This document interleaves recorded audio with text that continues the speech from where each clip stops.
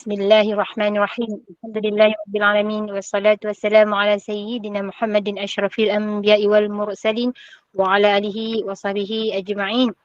Rabbi shrah li sadri wa yassir li amri wahlul 'uqdatam min lisani yafqahu qawli. Rabbi yassir 'alaika yassir wa tammim khair. Assalamualaikum warahmatullahi wabarakatuh. Ahlan wa sahlan yang berbahagia Al-Fadhil Ustaz Muhammad Aizuddin bin Kamaruzaman kerana sudi bersama-sama dengan Gema Nur Iman dalam kuliah duha hari ini dengan kitab hadis qudsi, juga bersama-sama yang dikasihi para pencinta ilmu, pencinta Al-Quran, sahabat-sahabat yang dirahmati lagi dikasihi oleh Allah Subhanahu Wa Taala. Terima kasih kepada staf pentadbiran Gema Nur Iman yang dipimpin oleh pengerusi Hajarah Rosniati binti Mansur. Jadi bagi memberkati kuliah kita pada hari Jumaat yang barakah ini, marilah sama-sama kita membacakan umul kitab yang akan dipimpin oleh Al-Fadhil Ustaz untuk kita hadiahkan kepada baginda Rasulullah sallallahu alaihi wasallam, ahli keluarga baginda, para sahabat, para sadiqin, para syuhada, alim ulama, guru-guru kita, ahli keluarga kita serta muslimin dan muslimat sama ada yang masih hidup ataupun yang telah kembali ke rahmatullah. Isiril Fatihah. Bismillahirrahmanirrahim. Alhamdulillahi rabbil alamin. Ar-Rahmanir-Rahim. Maliki yaumiddin. Iyyaka na'budu wa iyyaka nasta'in. Ihdinas siratal mustaqim. Siratal ladzina an'amta 'alaihim ghairil maghdubi 'alaihim waladdallin. Amin. Amin ya rabbal alamin. Semoga dengan istiqamah kita duduk dalam halaqah ilmu ini, Allah kurniakan kefahaman, Allah tingkatkan iman, Allah kurniakan keberkatan. Tanpa membuang masa lagi, saya menyerahkan kepada Al-Fadhil Ustaz. Tafadhal, masykurah. Baik, bismillahirrahmanirrahim. Terima kasih Kak Mira. Assalamualaikum warahmatullahi wabarakatuh. Alhamdulillahirabbil alamin. Nahmaduhu wa nasta'inuhu wa nastaghfiruh wa na'udzu billahi min syururi anfusina wa min sayyiati a'malina. Man yahdihillahu fala mudilla lahu wa man yudlil fala hadiya lahu. Asyhadu an la ilaha illallah wahdahu la syarika lah wa asyhadu anna Muhammadan abduhu wa rasuluh. Amma ba'. Alhamdulillah. Pertamanya syukur pada Allah Subhanahu Wa Taala, sekali lagi kita dapat bertemu pagi ini. Saya tengok ada sebahagian yang kita dah jumpa pagi tadi, kita jumpa lagi dalam link ini. Mudah-mudahan Allah Ta'ala terus melimpahkan kebaikan demi kebaikan, kerahmatan, ketenangan dan juga keberkatan dalam kehidupan kita.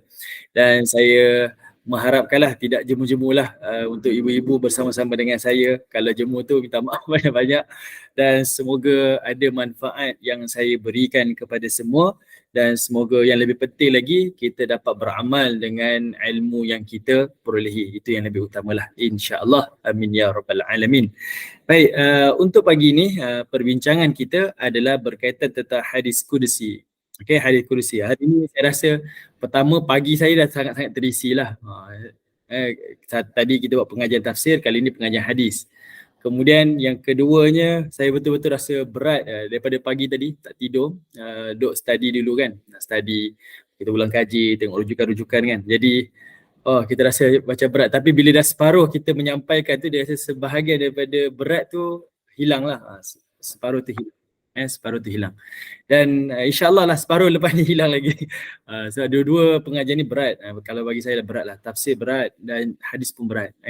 Kita kena banyak buat cross check untuk memastikan yang tafsiran tu tak menyalahi lah daripada tafsiran sebenar.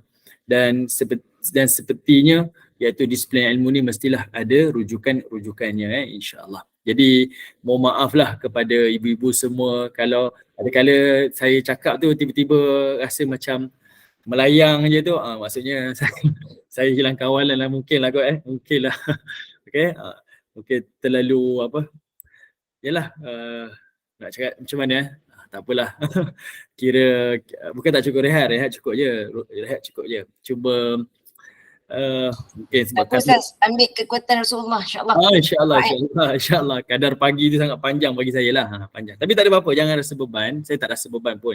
Bahkan saya rasa seronok, sangat-sangat penuh lah pagi saya hari ni. Dan setiap kali Jumaat, menjelang Jumaat aja memang rasa penuh. Sebab kita ada pengisian-pengisian yang saya kena isi dulu, input dulu, kemudian saya dapat berikan output. Alhamdulillah Allah bagi rezeki di jalan ni untuk kita berkongsi apa yang Allah bagi saya sedikit kelebihan, sedikit ilmu dan saya dapat kongsikanlah manfaat tu sama-sama insya-Allah. Saya rasa macam ni ibu-ibu. Saya nak cakap macam ni. Kalau ibu-ibu berjalan pergi mana-mana, pergi kursus ke pergi mana-mana, kemudian teringat pada anak atau cucu, kemudian beli hadiah. Balik tu jumpa dengan anak dan cucu, kita bagi hadiah pada anak. Saya tanya pada ibu-ibu, siapa yang lebih happy sebenarnya? Anak yang happy tapi kita rasa puas. Ibu yang happy. Kan? Yang kita rasa happy, anak memang happy.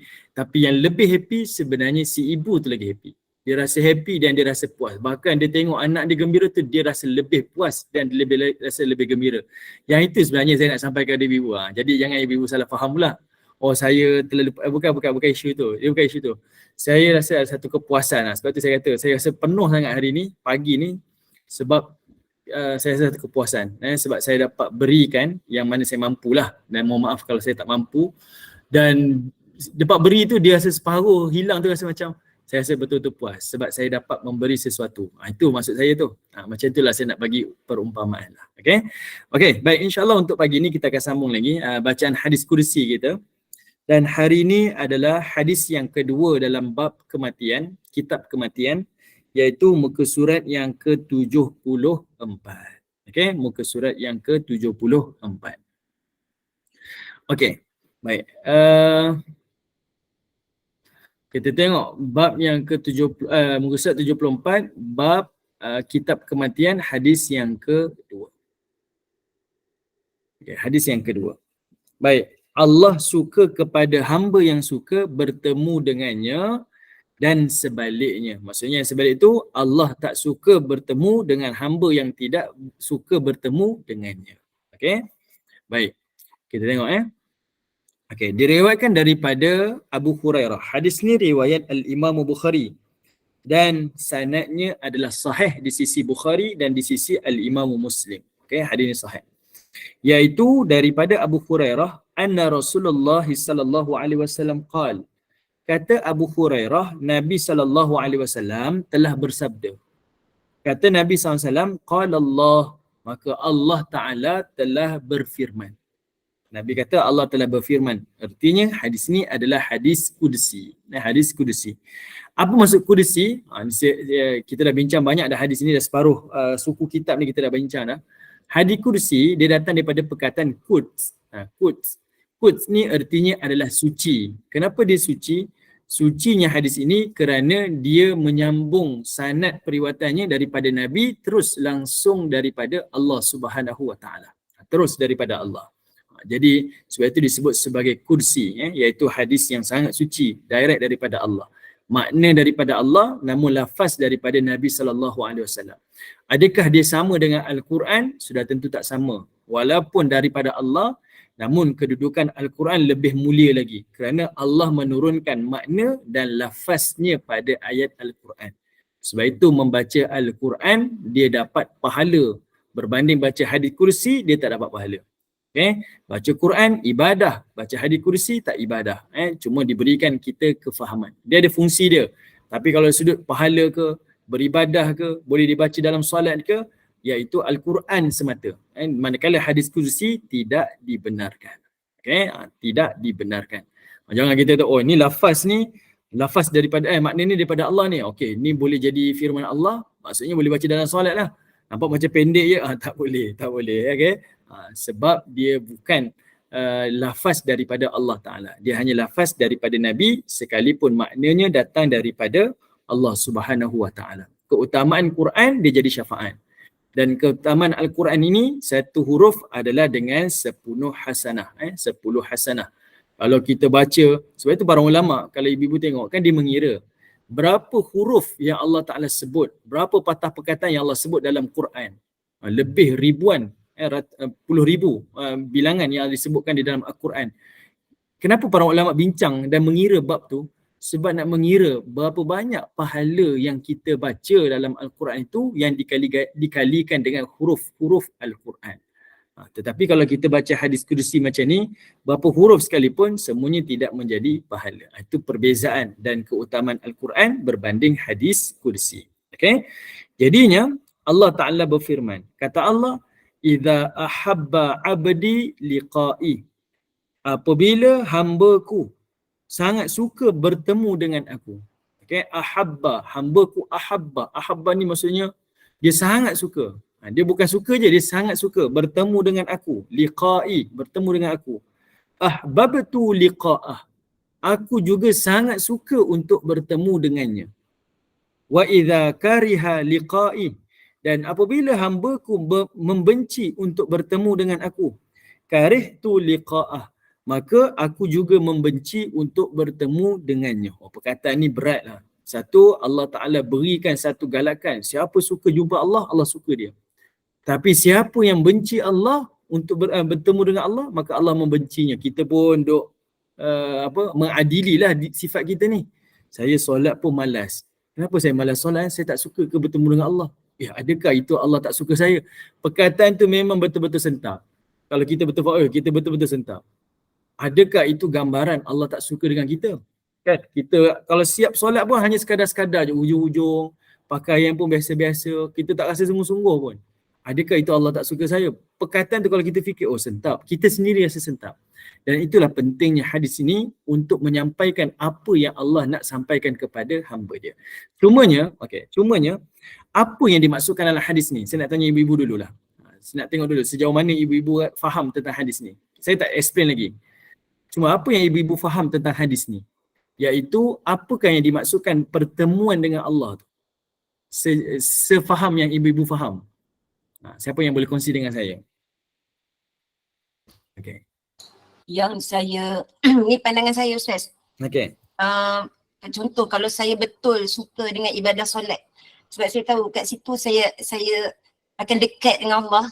So kalau hati betul-betul solat, memang niatnya bukan sekadar nak buat solat sebab janji buat, tapi sebab di situ ada pertalian hubungan saya yang kuat dan rasa macam mengajar saya untuk taat. So saya rasa kalau mungkin markah saya hanya 10 tapi Allah lebih dari itu bila saya betul-betul suka untuk melakukan solat bertemu dengan Allah tu. Okey, baik. Maksudnya pertemuan dengan Allah ni Kak Zina lebih rasa merujuk pada ibadah lah ataupun solat lah, betul? Dia mengajar, dia solat lah contoh. Maknanya lain-lain apa perintah Allah yang khusus tu kalau buat atas dasar cinta, dia tak sama dengan sekadar buat sebabkan Islam kena buat. Tak, itu membezakan lah kot. Allahuakbar. Okey, baik. Terima kasih Kak Zina. Okey, yang ni siapa? Kak Intan ke jawab tu? Kematian. Kak Intan kematian ke? Yes. Okey, Kak Intan kata kematian. Kalau macam tu, ramai orang tak suka mati. Adakah dia tak suka, dia membenci pertemuan dengan Allah? Ada yang tak suka, dia tak ready. Okey, kalau dia tak suka tu, kira dia benci lah pertemuan dengan Allah. Maksudnya Allah benci dia lah. Itu macam mana? Mungkin kot. Okey, semua orang takut mati. Kak Intan bersedia tak? Contoh kita semua bersedia tak? Takut lah Umar, takut. Okey. Baik. Itu Kak Intan dengan Kak Zina. Yang lain ada tak pandangan yang lain? Ada pandangan yang lain tak? Okey, tak ada lah kot Tak ada. Alright. Dua-dua pandangan ni hampir kepada seperti mana yang diulas oleh para ulama kita. Tetapi yang lebih dekat hadis ni adalah kepada bab kematian. Hadis ni dia lebih dekat dengan bab kematian. Sebab itu dia duduk di bawah kitab kematian. Tapi salah ke pandangan Kak Azrina? Tak salah. Yang itu saya sebutkan tadi. Kalau kita rasa hadis ni merujuk kepada ibadah kita, saya rasa macam suka nak beribadah.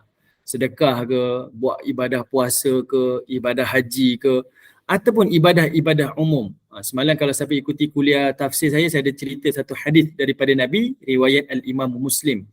Yang mana Allah Ta'ala akan berfirman di hari akhirat. Allah Ta'ala kata apa? Kata Nabi SAW, Innallaha azza wa jalla yaqulu yawmal qiyamah. Di hari akhirat, Allah Ta'ala akan tegur manusia di yaumul qiyamah. Allah kata apa? Wahai manusia, wahai Izzuddin, Allah sebut macam itulah. Iaitu, dahulu aku sakit di dunia, kenapa tak ziarahi aku? Allah Ta'ala tegur manusia, wahai Izzuddin, dulu aku sakit, kenapa tak tegur aku? Kenapa tak ziarahi aku? Lalu hamba ni akan jawab, saya lah akan jawab, ya Allah, macam mana engkau sakit? Engkau kan Rabbul Alamin, engkau kan Tuhan sekalian alam. Lalu Allah kata apa?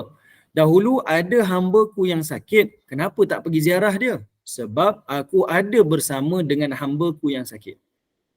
Kemudian Allah ulang lagi sekali, wahai Izzuddin, dahulu aku lapar, kenapa kau tak beri aku makan? Lalu saya pun kata pada Allah Ta'ala, wahai Allah, bagaimana engkau lapar sedangkan kau Rabbul Alamin? Allah Ta'ala kata, dahulu ada hamba-Ku yang lapar tetapi engkau tidak beri dia makan. Sedangkan aku berada pada hamba-Ku yang lapar. Ketiga, Allah Ta'ala ulang lagi sekali, wahai Izzuddin, dahulu aku dahaga, kenapa tak beri aku minum? Saya pun kata, wahai Allah. Ni hadis riwayat Imam Muslim, hadis daripada Abu Hurairah. Lalu hamba ni kata, saya lah kata ni, wahai Allah, macam mana engkau dahaga sedangkan engkau Tuhan Rabbul Alamin? Allah Ta'ala pun jawab, ada hamba-Ku yang dahaga dan tidak diberi minum, sedangkan aku berada bersama dengan hamba-Ku yang dahaga. Nak ceritanya, Allah ada bersama dengan hamba yang sakit dan Allah ada bersama dengan hamba yang miskin, hamba yang fakir. Nak ceritanya, di sini ibadah tak hanya tertumpu pada ibadah khusus, tetapi juga pada ibadah-ibadah umum, khususnya ibadah hubungan manusia dengan manusia. Jadi kita tengok balik diri kita. Adakah kita rasa teruja untuk beribadah kepada Allah? Kita dengar-dengar je ada orang sakit, saya lah paling cepat pergi ziarah, pergi hulurkan bantuan. Kalau ada rasa macam tu, boleh jadi itulah pertemuan, kita gembira bertemu dengan Allah dan bererti Allah juga gembira bertemu dengan kita. Kalau dengar orang sakit, kita lah yang paling akhir, tak apalah, ada orang lagi dekat lagi, ada orang boleh tolong lagi. Seolah-olahnya kita benci untuk bertemu dengan Allah, maka bererti Allah juga membenci bertemu dengan kita. Kita nak tanya apa? Kalau kita jenis suka nak pergi ziarah tapi kita tak mampu nak pergi, macam tak ada transport ke jauh ke, macam mana? Itu ada halangan-halangan lah, halangan-halangan. Tapi kita sentiasalah ada usaha, paling tak dapat pergi pun, paling tidak kita hubungi, kita tanya khabar, kan?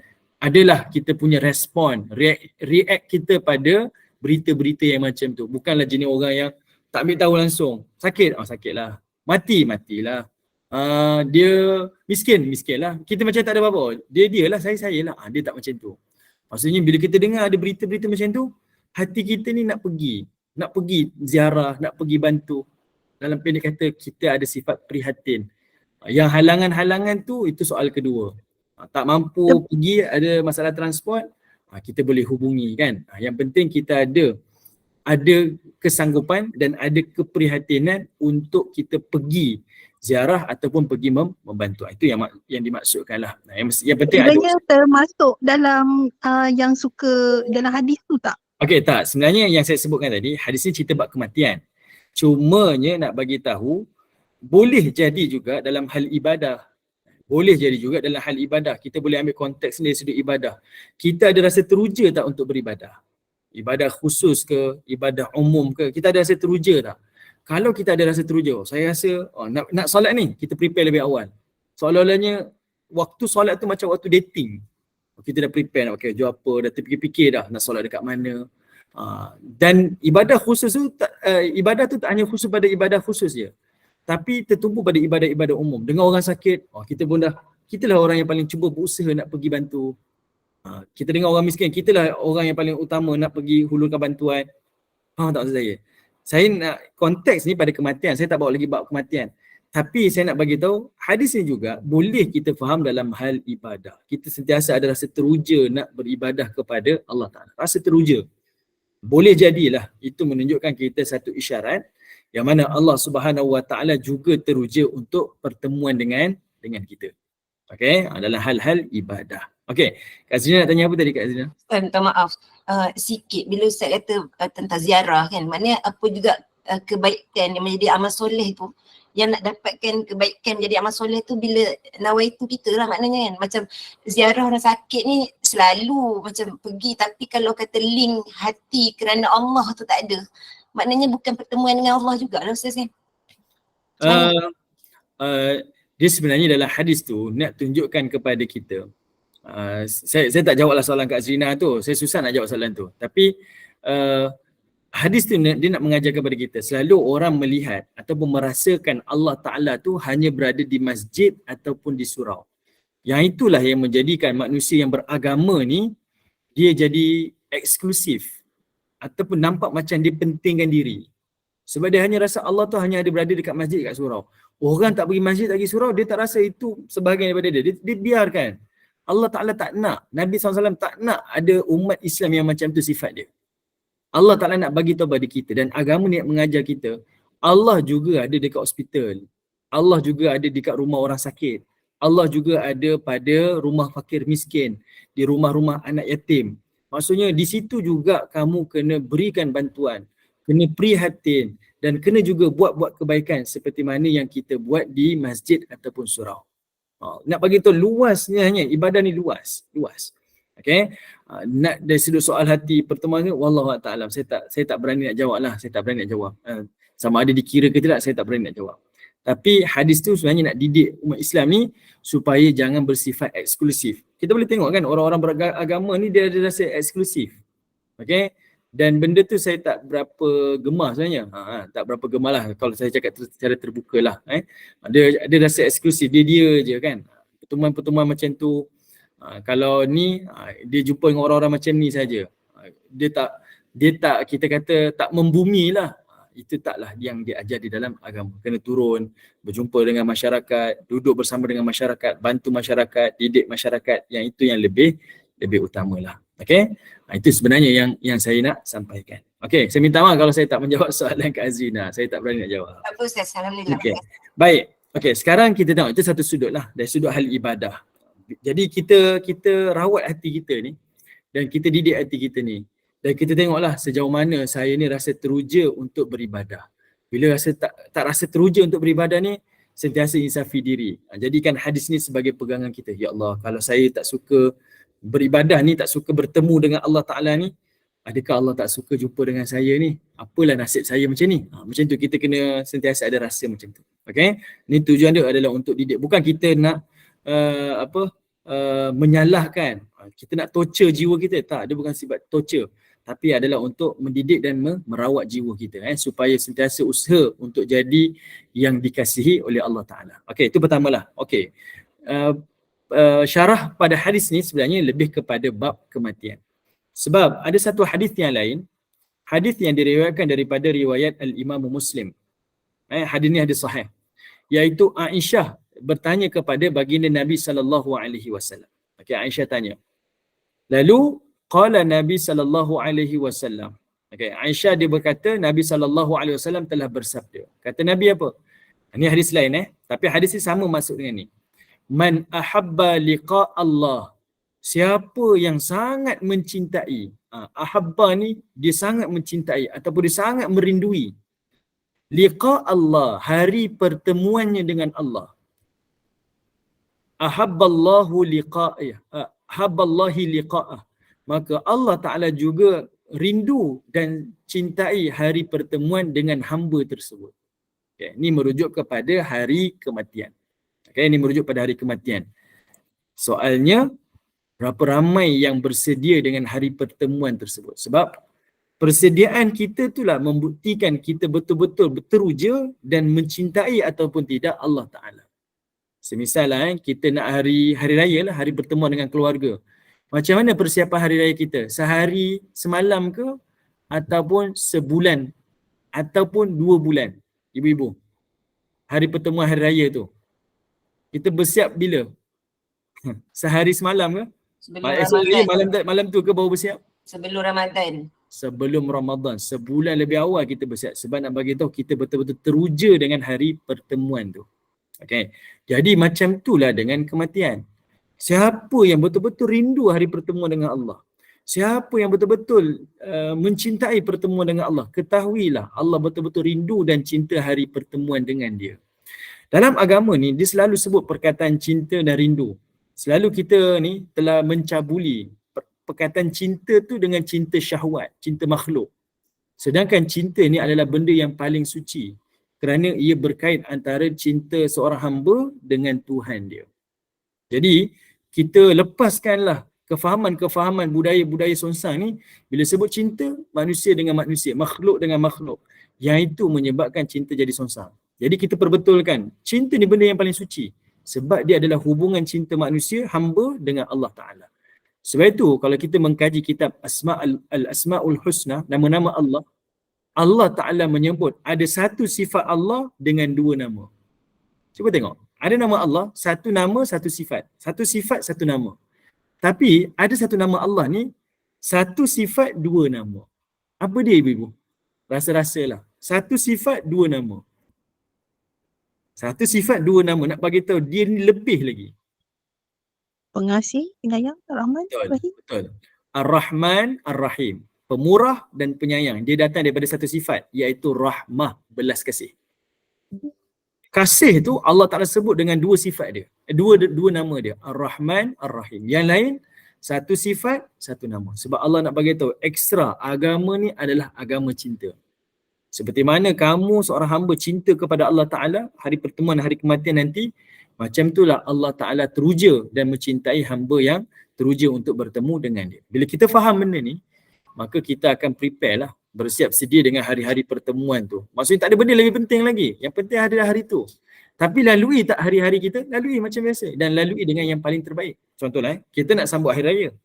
Kita dah siap dah sebulan awal, bahkan 2 bulan awal. Bahkan kita cari dah mana tailor nak gunting baju kita ni 3 bulan lebih awal lagi. Tapi lalui tak hari-hari tu? Hari-hari tu lalui macam biasa. Bukan tinggalkan terus. Kita lalui macam biasa. Yang penting kita teruja untuk bertemu dengan hari lebaran. Macam itulah dengan hari kematian. Jadi terujanya kita untuk bertemu dengan hari kematian tu menyebabkan kita prepare dengan kematian-kematian yang bakal kita hadapi. Okay? Macam mana kita persiapkan. Saya bukan takut, tapi saya tak bersedia. Ini soalan tadi bukan nak cakap kat Intan dah tersebut, saya nak bagi contoh tu sebenarnya. Saya bukan takut tapi saya tak bersedia. Maksudnya menjawablah soalan tu, kenapa kita tak bersedia? Sebab boleh jadi kita tak rasa teruja, ataupun kita teruja tapi saya rasa bekal saya tak banyak. Itu penting juga sebab dia mesti ada rasa khauf. Kita rasa takut amal kita ni Allah tolak. Dan kita mesti ada rojak lah, mesti ada harapan. Positif jugalah dengan amal-amal kita buat ni. Mudah-mudahan Allah terima dan memadai insya-Allah. Macam itulah Okey. Ini bukan menyalahkan Kak Intan tapi nak bagi tahu. Ini selalu jawapan manusia macam itulah. Saya bukan tak bersedia. Bukan saya takut tapi saya tak bersedia. Saya bukan tak benci tapi saya tak bersedia. Okay? Jadi orang yang sentiasa, tapi sebenarnya bila orang yang kata saya tak bersedia, selalunya dia bersedia. Orang yang kata saya dah prepare dah, selalunya orang ni tak prepare. Sebab kalau kita prepare, kita akan nampak banyak lompang yang perlu saya prepare. Betul tak? Saya ni nak exam ni, banyak benda saya tak baca. Sebab dia tahu banyak benda dia kena buat. Dia rasa macam dia tak sempat cover semua. Tapi sebenarnya dia dah prepare. Tapi bila ada orang tu terlalu overconfident, saya dah prepare dah. Selalunya orang ni dia tak sedia pun. Dia tak prepare pun. Sebab itu dia jadi overconfident. Okay? Baik. Sekarang ni kita tanya hadis yang saya sebutkan ni sebenarnya merujuk pada kematian. Kemudian, kata Nabi SAW, وَمَنْ كَرِهَ لِقَاءَ اللَّهِ. Dan siapa yang membenci hari pertemuan dengan Allah, maksudnya membenci hari kematian dia nanti, karihallahu liqa'ah, maka Allah Ta'ala juga membenci bertemu dengannya. Kita sebutlah ini tentang kematian. Okey, fakultu, Aisyah tak puas hati, dia pun bertanya. Saya rasa ibu-ibu dengar hadis ini, ibu-ibu tak puas hati. Ya, kalau macam tu saya tak prepare nak mati ni, saya takut mati ni, adakah saya benci hari pertemuan dengan Allah? Adakah Allah benci saya? Aisyah dengan rasa takutnya dia kata, ya Rasulullah, wahai Rasulullah, akarahiyatul maut? Dia kata, wahai Rasulullah, adakah ini tentang kebencian tentang kematian? Adakah ini merujuk kepada benci tentang kematian? Kemudian dia kata, fakulluna, sebab kami semua ni nakrahul maut, sebab kami semua ni adalah membenci kematian. Sebab mana ada orang suka kematian kan? Sebab kematian adalah perpisahan. Kita akan tinggal ke orang-orang yang kita sayang. Habis kalau kami ni tak suka kematian, sebab kematian ni benda yang menyedihkan, benda yang fitrah manusia tak suka. Adakah kami ni dikira membenci bertemu dengan Allah dan Allah membenci kita? Dengan jawapan Nabi. Qala, Nabi jawab, laisa kadzalik, salah tu, bukan. Bukan macam tu tafsirannya. Walakinnal mu'min, akan tetapi orang mukmin itu ila busyira bi rahmatillah wa ridwanih wa jannatih ahabbu liqa Allah. Maksudnya apa? Akan tetapi orang mukmin ni apabila dia dikhabarkan dengan berita-berita gembira, dia belajar hadis, dia belajar tafsir, lalu dia tahu cerita tentang rahmat Allah, belas kasih Allah. Dia tahu cerita tentang redha Allah. Kemudian dia tahu tentang cerita-cerita syurga-syurga Allah Ta'ala. Maka menyebabkan ahabbu liqa Allah. Menyebabkan dia rasa teruja, happy untuk bertemu dengan Allah. Okay, kita belajar macam-macam cerita akhirat, cerita-cerita ghaibiat. Menjadikan kita Ya Allah, saya teruja nak mati ni. Bukanlah saya teruja nak pergi syurga ni. Maka waktu itu fahabballahu liqa'ah. Waktu itu Allah teruja dan Allah rindu, bahkan Allah cintai orang yang nak bertemu dengan dia. Wa innal kafir, manakala bagi orang kafir pula, idza busyira, Nabi sebut busyira, dan bagi orang kafir pula apabila dikhabarkan berita gembira pada dia, bi'azabillah, dengan azab-azab Allah. Ni Nabi sindir orang kafir, Allah bagi berita gembira juga, tapi berita gembira dengan azab Allah.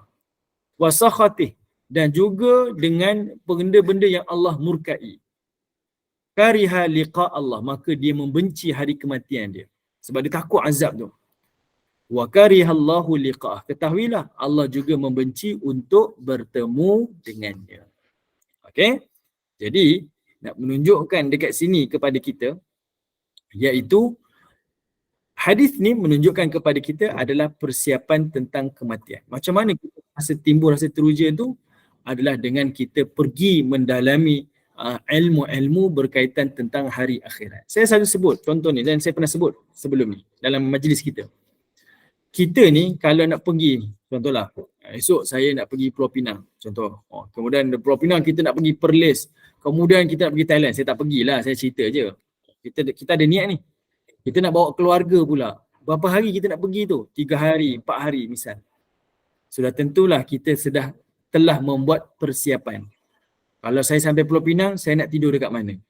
Kalau saya sampai Perlis, saya nak tidur mana? Kalau saya nak pergi Thailand, saya nak tidur mana? Apa bekal yang saya kena bawa? Pasport kena bawa ke tidak? Kan? Pasport kena bawa ke tidak? Berapa duit yang saya kena bawa bekal?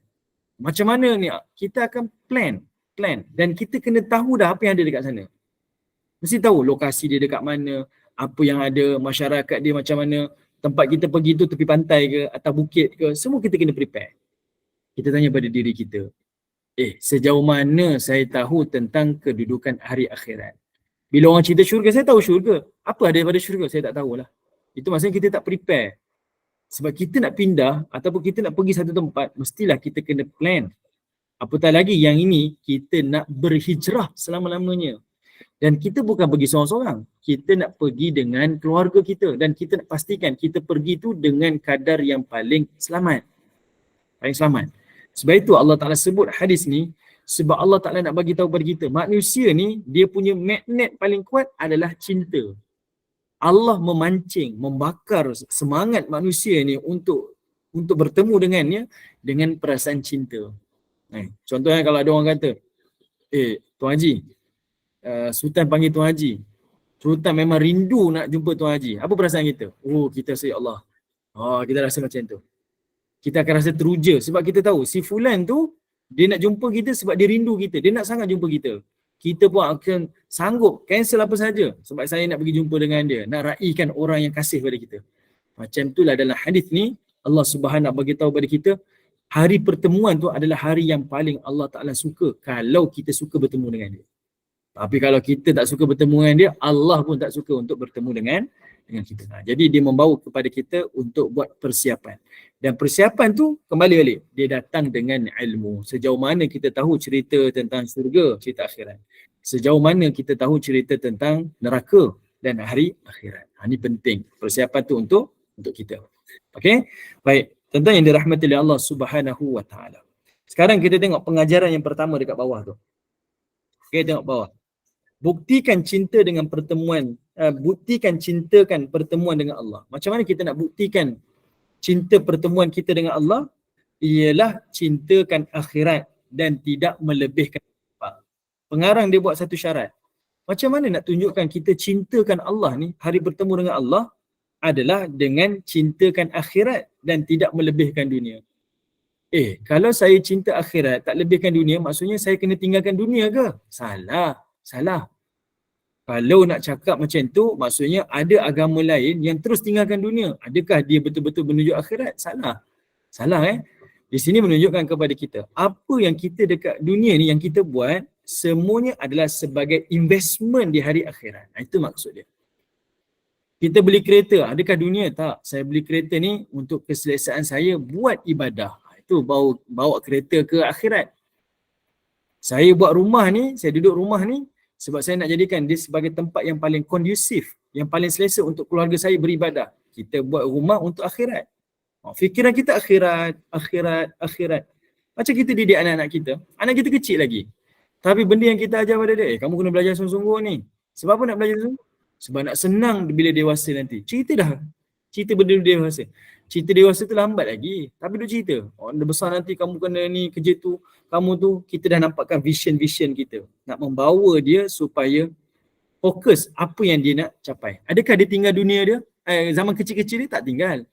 Tetapi membawa dia ada objektif. Dia tahu apa dia nak buat. Macam tu Allah ajar kita. Macam mana kita nak buktikan cinta kita pertemuan dengan Allah, maka kita lebihkan akhirat kita daripada dunia kita. Fokus. Apa kita buat? Ini investment akhirat. Ini investment akhirat. Tinggal ke dunia? Tak tinggal. Jangan tinggalkan dunia.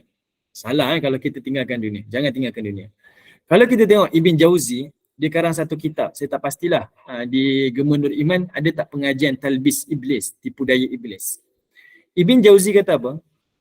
Salah satu tipu daya iblis adalah mengejar akhirat sehingga meninggalkan dunia.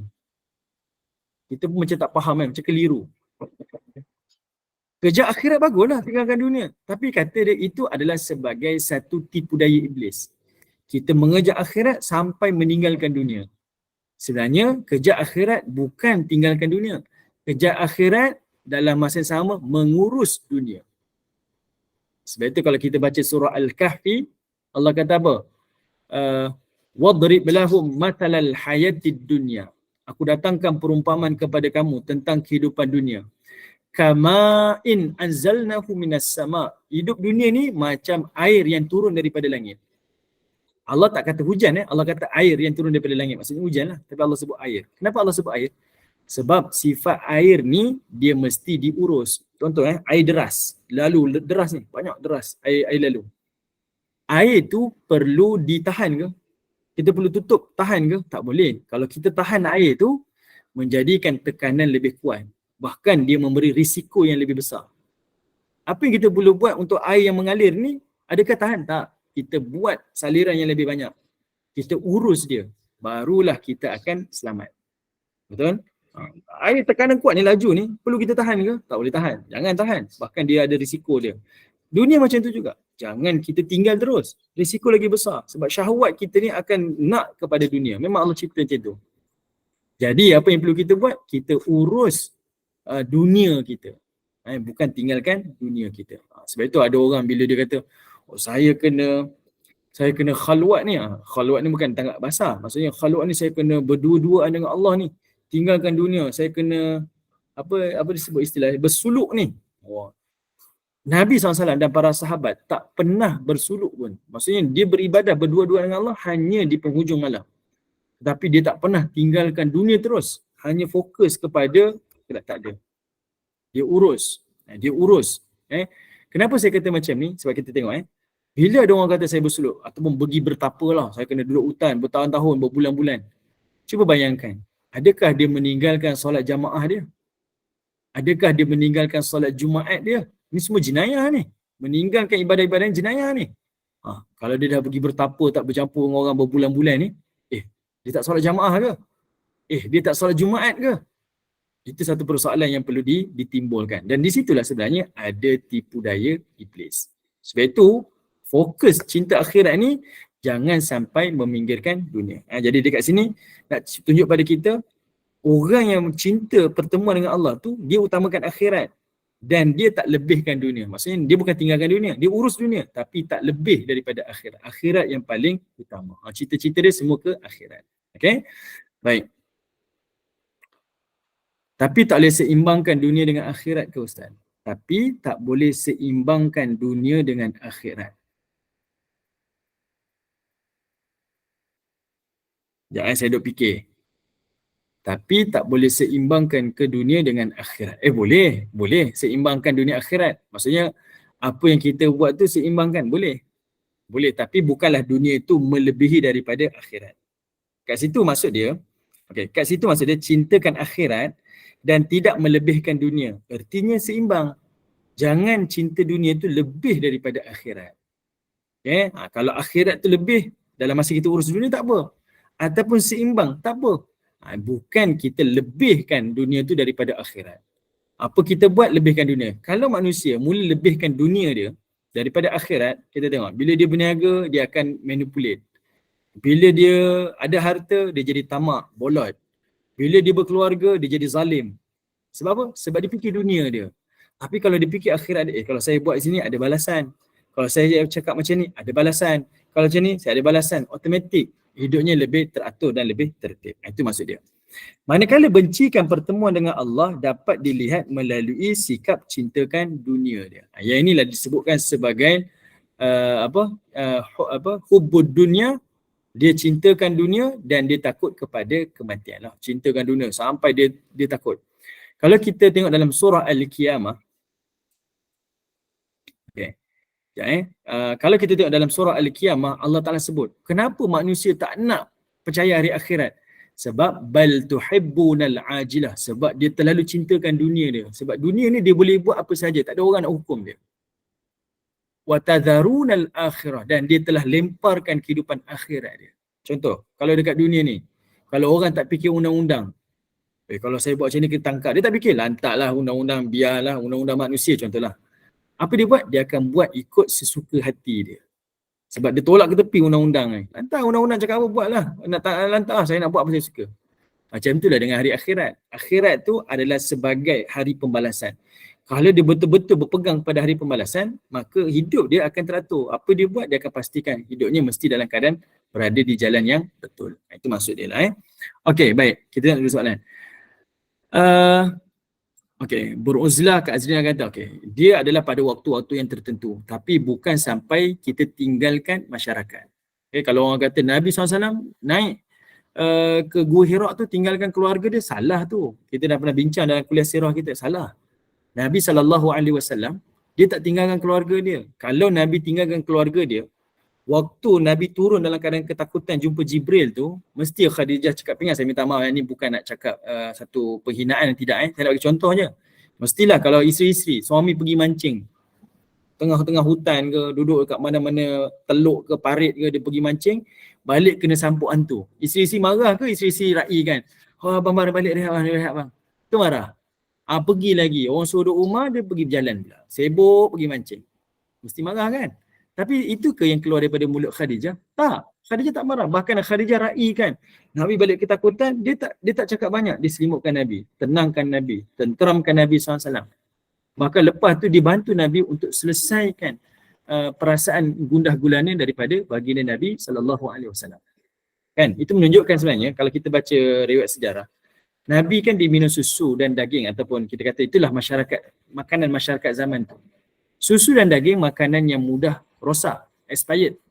Jadi kita boleh nampak walaupun Nabi duduk di Gua Hira, berarti Nabi ni paling tidaklah 2 hari sekali Nabi mesti akan balik ke rumah dia dan mengambil bekal makanan. Khadijah tak hantar ya.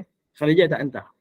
Tapi Nabi turun daripada Gua Hira dan Nabi pulang ke rumah di Mekah dan Nabi ambil bekal dan Nabi kembali balik di Gua Hira. Itu menunjukkan kepada kita Nabi tak tinggalkan keluarga dia. Siapa yang fitnah mengatakan Nabi tinggalkan keluarga dia, maksudnya dia tak faham keseluruhan daripada sirah baginda Nabi SAW. Okay?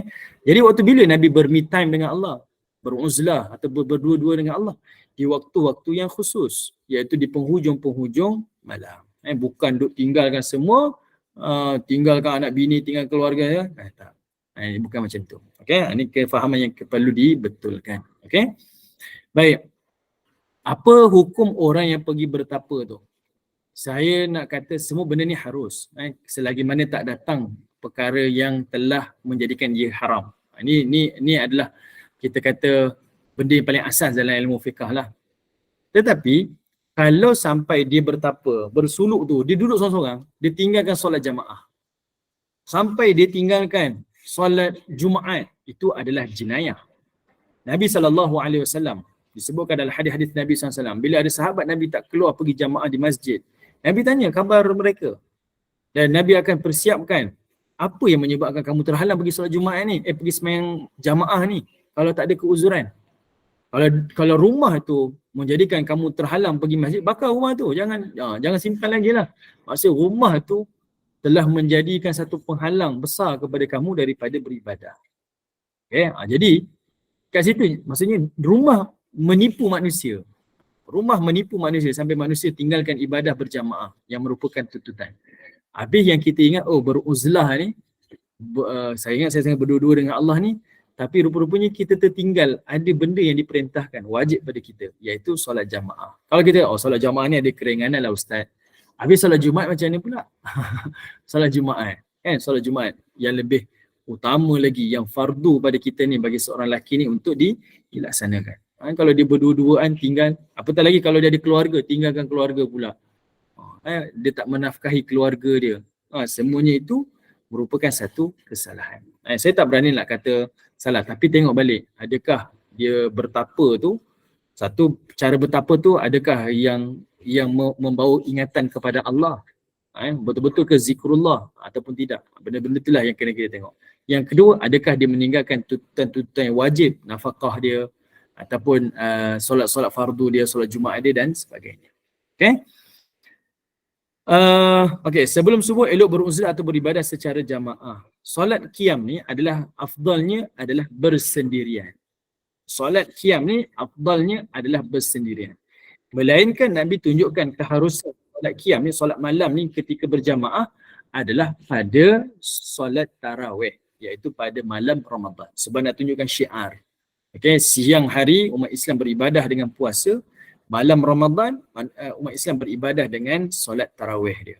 Nak tunjukkan syiar, ada keharusan. Tetapi qiyamul lail Nabi sallallahu alaihi wasallam seringkali Nabi bersendirian. Okay, tapi boleh ke kalau nak berjamaah? Boleh, tapi sebagai satu perkara yang dituntut. Yang lebih afdal adalah bersendirian. Sebab apa? Sebab itu waktu kita ber-me time. Me time. Kita ada luahan-luahan hati kita kepada Allah Subhanahu wa ta'ala.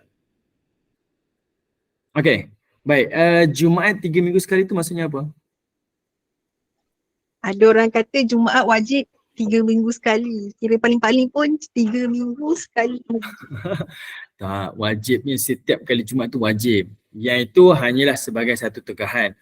Tinggalkan 3 kali Jumaat tanpa keuzuran, Allah Ta'ala akan patri hati dia. Maksudnya tutup hati dia dengan satu selaput, maksudnya gelap lah hati dia tu, tak dapat cahaya hidayah dah. Sebab apa? Kenapa disebut macam tu? Sebab pada solat Jumaat itu ada khutbah. Kalaulah seseorang tu tak dinasihati, seminggu tak pergi dengan kuliah, seminggu dia tak baca Quran, seminggu dia tak beribadah, dia akan rasa kosong. Saya rasa ibu-ibu yang duduk dalam kuliah ni, kenapa jadi bersemangat pergi kuliah? Sebab paling tidaklah kita dengar ada kuliah, walaupun sejam, paling tidak 10 minit, 15 minit, mesti ada poin-poin yang kita rasa macam ini jadi panduan lah. Mesti kan dia ada satu benda yang kita mesti akan rasa ni jadi ilmu lah. Kalau tak ada, kita akan rasa kosong. Betul? Betul. Kan? Kita akan rasa kosong. Alah, apa saya buat ni? Bayangkan, seminggu sekali dia tak buat apa-apa. Khutbah itulah sebagai pengisian untuk rohani dia. Seminggu tu. Kalau 2 minggu, lagilah. Kalau 3 minggu tak bagi, habislah. Ini teruk hangat lah ni. Sebab itu dalam satu, saya tak ingat hadis ataupun aktar sahabat, ataupun kata-kata para hukama, dia kata apa? Carilah hati kamu itu pada solat malam. Maksudnya kita ni hati tak tenang ke atau apa sahaja, saya nak cari kat mana ni? Cari pada solat malam. Waktu kita bersendirian-sendirian tu, berdua-dua dengan Allah tu, solatlah malam. Carilah hati kita tu. Kalau tak jumpa, iaitu carilah hati kita itu pada majlis-majlis ilmu. Pergi majlis-majlis ilmu, carilah hati kita. Maksudnya carilah ketenangan dan kedamaian daripada majlis ilmu. Kalau tak jumpa juga, carilah hati kita itu pada pembacaan Al-Quran. Okay? Cari hati kita itu pada pembacaan Al-Quran. Maksud kita baca Quran tu cari. Faham tak ayat-ayat Allah Ta'ala? Mesti kita akan dapat ketenangan. Tapi kalau 3 tempat ni kita tak jumpa hati kita, elok berdoa kepada Allah, mintalah hati yang baru. Minta hati baru sebab hati kita tu dah mati dah. Sebab hati kita tu ada pada antara salah satu 3 tempat tu. Sama ada pada pembacaan Quran kita, sama ada di dalam majlis ilmu kita, ataupun pada solat qiyam malam kita. Okay? Itulah yang nak disampaikan. Alhamdulillah. Terima kasih Bunda Asia. Alhamdulillah. Okey, kajian kita kata Al-Ghazali. Okey. Baik. Jadi itu antaralah perkara yang kita kena ingat. Okey. Baik. Kemudian yang kedua, meraih cinta Allah dengan mengamalkan perintahnya dan meninggalkan segala larangannya. Betul lah. Kalau betul kita cintakan Allah, kita akan buat apa yang Allah suka. Sebab manusia ni dia akan jadi hamba kepada apa yang dia cintai. Manusia cintakan harta, dia akan jadi hamba pada harta. Jauh mana duit yang ada, follow the money lah. Sebab saya ada meniaga. Jadi kita belajarlah ilmu-ilmu ni dengan bangsa asing. Kan? Dia kata mudah je, awak nak berjaya macam saya, follow the money. Prinsip saya pula, no, saya tak follow the money. Okay? Saya tak hidup macam tu lah. Dia kata kalau nak kaya, follow the money. Betul. Kalau nak kaya ke nak apa, follow the money. Tapi saya prinsip tak, saya tak follow the money. Kita buat apa yang kita nak dan dia harta ni hanya sebagai pemudah kehidupan je. Pemudah kita untuk bergerak dan sebagainya dan kita tak meminta-minta pada orang lain. Okay? Jadi kalau kita cinta pada harta, jadi hamba harta. Kalau kita cinta pada wanita, kita jadi hamba pada wanita. Kita cinta pada suami kita, 100% kita akan jadi hamba kepada suami kita. Suami kita zalimi kita pun tak apalah, saya redha abang buatlah apa saja. Yang penting abang sayang saya, tak tinggalkan saya. Kita jadi hamba. Tapi yang beruntungnya kalau kita cintai Allah, kita akan jadi hamba kepada Allah. Kita akan jadi hamba kepada Allah kalau kita cinta kepada Allah. Saya bagi contoh macam ni ibu. Contohlah. Dulu ni saya minta maaf ni, contoh ni saya lah. Nak cerita contoh orang macam menipu pula, saya tak tahu. Saya contoh saya. Ni bukan nak angkat diri, tak. Ni bukan cerita mengangkat diri lah. Tapi contoh-contoh saya lah. Saya ni tak suka lah kalau kita bagi contoh kita kan. Tapi tak ada pilihan. Contohlah, saya dulu tak makan durian. Kurang lah. Tak berapa gemar lah durian ni. Kurang Saya pun duduk di tengah-tengah bandar. Durian ni bukan makanan lah. Bukan makanan yang kita mudah jumpa. Dan apa tadi kita hidup susah kan. Mak kita, ayah saya bukan senang. Nak beli makanan durian ni susah lah. Jarang-jarang lah makan. Jadi saya tak berapa gemar sangat. Tapi sebabkan berkahwin dengan isteri saya, keluarga dia daripada datuk dia ada kebun durian. Sebabkan dia suka makan, kita pun suka. Itu menunjukkan kepada kita apa? Kita ni akan suka benda yang orang yang kita suka. Betul tak? Suami kita betul. Kita boleh terpengaruh dengan orang yang kita sayang tu. Kita boleh ikut. Contoh ibu-ibu kata, saya tak tengok bola, tapi suami kita ni memang kaki bola, suka pakai jersey bola, tengok bola, langgan bola. Automatik kita dan nama kita pun suka. Sebab kita suka apa yang orang kita, apa pasangan kita suka, yang kita sayang dia ni, apa dia suka kita akan buat. Kita akan penuhi. Kita tak suka mancing, tak pernah mancing pun. Tapi sebab suami kita suka mancing, memang kaki pancing. Asal free mancing. Kita yang tak suka ni akhirnya suka juga. Sebab kita didik diri kita, ajar diri kita suka apa yang pasangan kita suka. Orang yang kita sayangi suka tu, itulah kita cuba. Betul tak? Macam itulah. Okay? Jadi, tanda kita ni cintai Allah dengan menjadi hamba Allah, iaitu apa yang Allah suka. Apa yang Allah perintah dan itu yang Allah suka, itulah yang kita buat. Apa yang Allah tak suka, Allah larang, itulah yang kita akan tinggalkan. Itulah konsep sifirnya. Macam itulah, mudah untuk difahami. Okay? Baik, kalau kita, saya sayang Allah ni, saya suka Allah Ta'ala ni, saya rindu Allah Ta'ala ni, tapi tak buat apa Allah perintah. Ni semuanya adalah, kita kata, sebagai satu berpura-pura lah dalam kecintaan. Okay? Ini pura-pura lah, tapi tidak kepada Allah Ta'ala. Baik, yang ketiga tu kalau ibu-ibu tengok tu, kat internet ni dia banyak word dia yang dahsyat-dahsyat. Propaganda Ustaz. Oh ya, propaganda. Lebih dan cakap bagi bahasa rock sangat dan. Oh ya, okay. Alright. Okay. Nampaknya Kak Intan lagi muda dari saya lah bahasanya. Tak apa, terima kasih Kak Intan. Boleh share lagi. Okay, baik. Yang ketiga, kita tengok kat situ, menyibukkan diri dengan ibadah. Ini kita dah bincang tadi lah. Sebab kerana kita teruja dengan hari pertemuan dengan Allah, kematian tu, kita akan prepare dan menyebabkan kita akan sibuk dengan ibadah-ibadah sebagai tanda kita bersedia untuk bertemu dengan Allah Ta'ala yang boleh mendekatkan diri kita kepada Allah. Sebagai satu contoh lah, sebagai penutup pada pagi ni lah. Contoh ni saya pernah sebut dah, tapi saya nak ulang je untuk bayangkan kepada ibu-ibu. Kita pernah dengar kan, baginda Nabi SAW wafat. Masa Nabi wafat, Nabi telah memanggil Khadijah, Nabi telah memanggil Fatimah. Satu-satunya anak Nabi yang bersama dengan Nabi waktu baginda Nabi wafat. Sebab anak-anak yang lain semuanya wafat lebih awal. Jadi Aisyah memerhatikan daripada jauh kan, tengok daripada jauh. Bila Aisyah tengok yang mana bila Nabi SAW bisik kepada Fatimah menangis. Pertama dia nangis sungguh. Bila Nabi sebut tu dia menangis. Kemudian Nabi SAW bisik lagi sekali kepada Fatimah Fatimah ketawa. Ketawa dekat sini bukan terbahak-bahak macam kita tengok cerita lawak, bukan. Dia ketawa dekat situ bererti dia senyum tu sehingga nampak gigi dan gusi dia lah. Kalau orang senyum ni dia sikit je. Senyum sikit je. Tapi kalau dia ketawa tu bukan sampai mengeluarkan suara tapi nampak wajahnya tu senyuman tu lebar lah. Okay. Jadi benda tu adalah benda yang paling aneh. Aneh lah, aneh. Sebab sifat manusia daripada emosi ketawa nak ke emosi menangis normal. Ketawa kemudian dia menangis, tu normal. Ketawa menangis, normal. Kita tengok cerita lawak pun orang buat macam tu. Dia twist kita punya emosi kita. Dia buat lawak, gelak, tiba-tiba dia masuk elemen sedih. Kita pun sedih. Itu normal. Tapi orang sedih tiba-tiba ketawa, itu tak normal. Tengah-tengah sedih ketawa. Selalunya ni berlaku pada orang tak siuman lah. Nangis. Anak dia mati, contohlah wali antubillah. Lepas tu dia ketawa. Kita takut dia ni kenapa ni? Dia sedih-sedih ketawa pula. Pelik. Benda tu sebab emosi menangis ni dia duduk di emosi paling bottom sekali, bawah. Tiba ketawa dia duduk paling atas. Tak normal lah. Orang daripada atas ketawa-ketawa turun ke bawah, tu normal. Okay? Boleh faham ini psikologi lah. Jadinya bila benda tu berlaku pada Fatimah, Aisyah jadi pelik. Kenapa, apa yang Nabi bisikkan? Apa yang dirahsiakan anak beranak ni sampai dibisikkan? Sebab rahsia kerana dia berbisik. Kalau tak rahsia, Nabi tak bisik, Nabi akan cakap. Sebab Nabi bisik maksudnya dia rahsia lah. Aisyah pun tanya pada Fatimah. Fatimah pun tak jawab. Sebab Fatimah kata, ini rahsia lah aku dengan Rasulullah ni. Sehinggalah Nabi wafat, Aisyah pun tanya lagi pada Fatimah. Fatimah pun bercakap lah. Sebab dia Rasulullah pun dah wafat, maka dia pun berkata lah. Kata dia, pertama yang aku menangis adalah kerana baginda Nabi SAW maklumkan itulah pertemuan akhir dia bertemu dengan Fatimah. Maksudnya baginda Nabi SAW akan kembali kepada Allah Azza wa Jalla.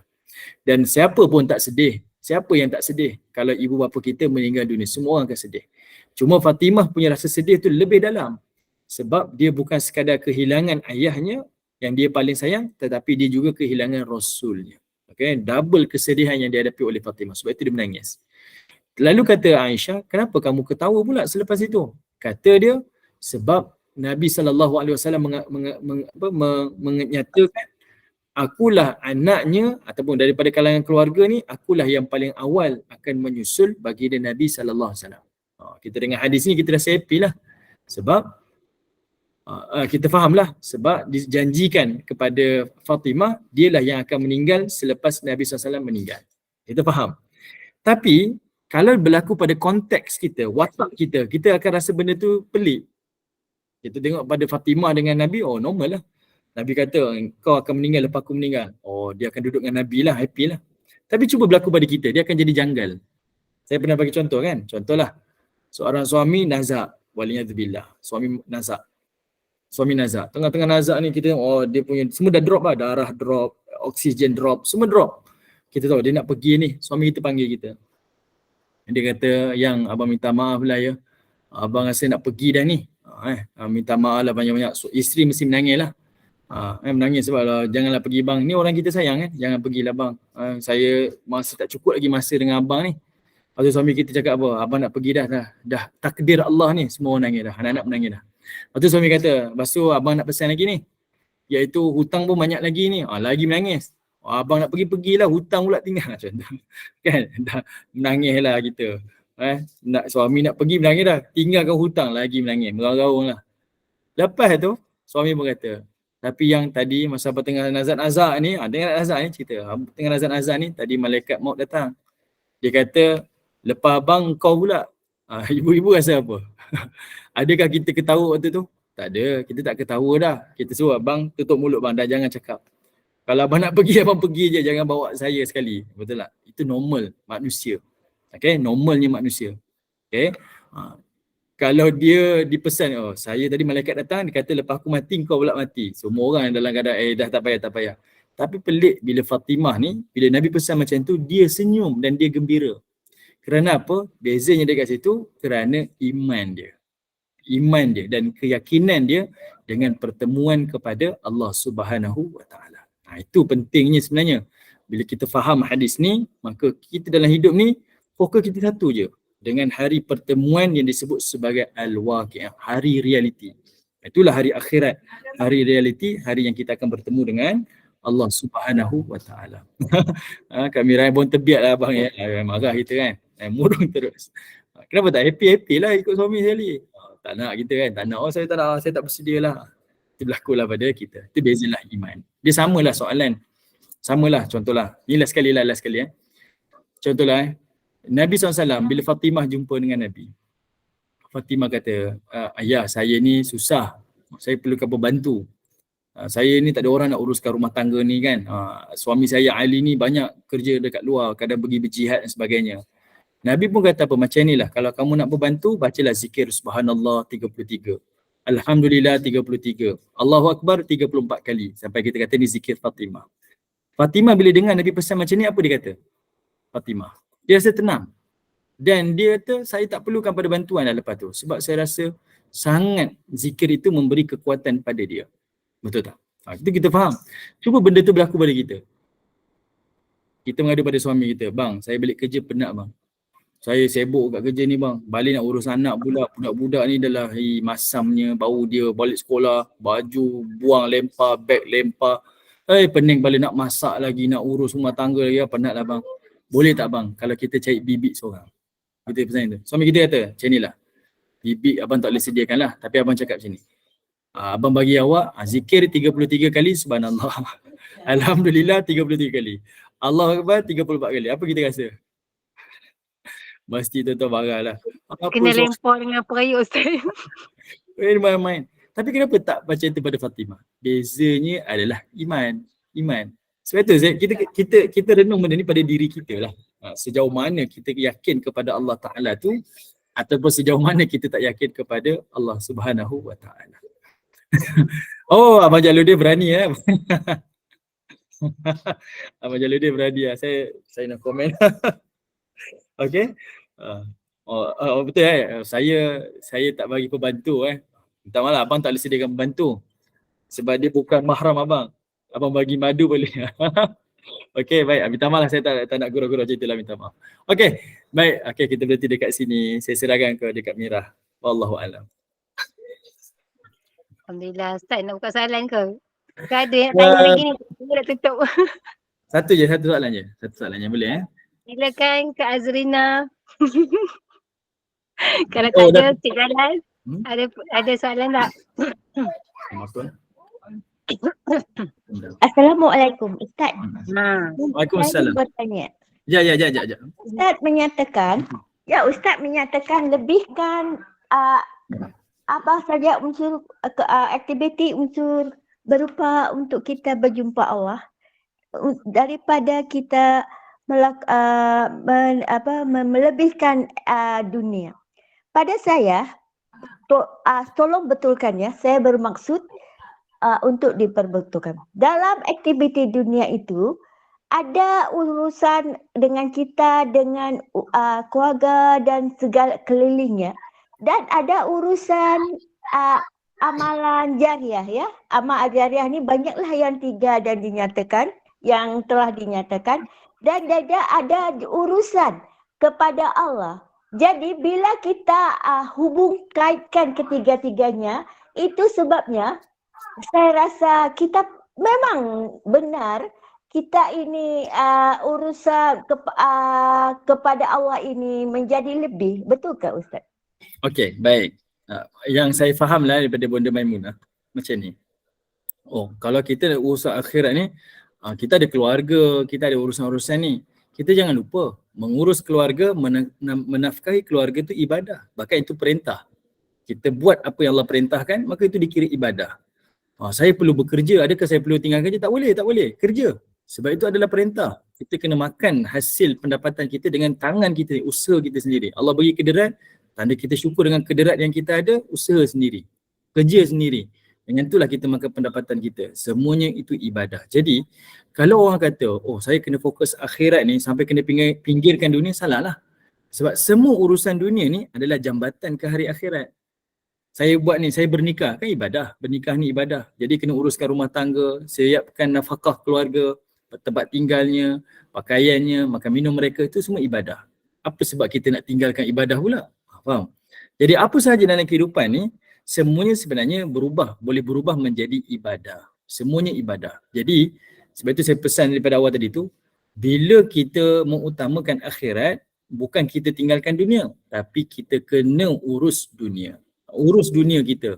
Saya bagi contoh tadi, anak kita kecil lagi tapi kita dah bagi tahu dah, kamu belajar rajin sebab nak fokus hidup dewasa nanti lebih berjaya. Adakah fokus untuk kehidupan dewasa tu menjadikan dia tinggal urusan kecil kanak-kanak dia, tak belajar, tak sekolah? Tak kan? Semua yang dia buat tu, semua dia kena lalui. Dia pergi sekolah, kena ambil peperiksaan, kena belajar sungguh-sungguh. Sebab apa? Matlamat dia ke alam dewasa. Macam itulah dengan akhirat kita. Kita punya matlamat akhirat. Tetapi kita punya usaha kita tu kat dunia ni tak terhenti. Okay? Tak terhenti dengan urusan dunia kita. Okay? Baik. Saya rasa menjawablah kot kepada Bonda Maimunah. Minta maaf Bonda. Menjawab, tetapi semuanya adalah menuju kepada jalan Allah. Sebabnya walaupun urusan dunia, kita mesti melakukan dengan amanah. Kejap.